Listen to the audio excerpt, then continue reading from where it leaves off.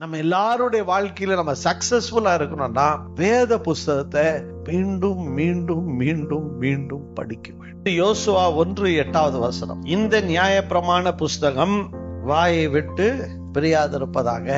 எவ்வளவு படிச்சீங்கன்றது ரொம்ப முக்கியம் இல்ல, எப்படி நம்ம வேதத்தை படிக்கிறோம்ன்றதுதான் முக்கியம். ஒரே ஒரு வசனத்தை எக்ஸாம்பிள் எடுத்து, கர்த்தர் என் மேய்ப்பராய் இருக்கிறார், நான் தாழ்ச்சி அடையேன். அப்படியே ஒரு 5வது தடவை 6வது தடவை நீங்க சொல்லும் போது ஒரு உரிமை வருது அவங்களுக்குள்ள. இப்ப நல்லா பாருங்க, இது ஒரு 10 தடவை 20 தடவை ரிப்பீட்டடா ஒரு நாள்ல நீங்க சொல்லிட்டே இருக்கிறீங்கன்னு வச்சுங்க. அப்போ என்ன வரும்? உங்களுக்குள்ளாக விசுவாசம் வரும். நம்முடைய கண், நம்முடைய வாய், நம்முடைய சிந்தை எல்லாவற்றையும் பிரயோஜனப்படுத்தி நாம் படிக்கும் போது சிதறி கிடந்த நம்முடைய உள்ளான மனுஷன் ஒரு போக்கஸ்குள்ள வரும். அவனுடைய அந்த குறி எதுவாய் மாறுகிறது? கர்த்தராய் மாறுகிறது. சில சமயத்துல பாருங்க, பைபிளை படிச்சுக்கிட்டே இருப்போம், மூளை பாட்டுக்கு வேற எங்கேயோ இருக்கும். திடீர்னு எல்லா இடமும் பத்தி எரியற மாதிரி இருக்கும். சும்மா இருந்தவங்க கூட திடீர்னு எழுச்சி நமக்கு எதிராக பேசுவான். ஏன் தெரியுமா? கர்த்தர் உங்களுக்காய் எழுந்து அருளி கிரியை செய்ய போகிறார் என்று சத்துருவுக்கு தெரியும். எனவேதான் இத்தனை குழப்பம் நடக்குது. எந்த குழப்பம் வந்தாலும், எந்த பிரச்சனை வந்தாலும் அது நிறுத்தாதீங்க, படிச்சுக்கிட்டே இருக்கு. வேதத்தை அறிக்கையிட்டு கொண்டே இருக்கு. வார்த்தையை நம்ம படிச்சு அந்த மெடிடேஷன் பண்ண ஆரம்பிக்கும் போது திடீர்னு ஒரு வார்த்தை உங்களுக்கு வரும்.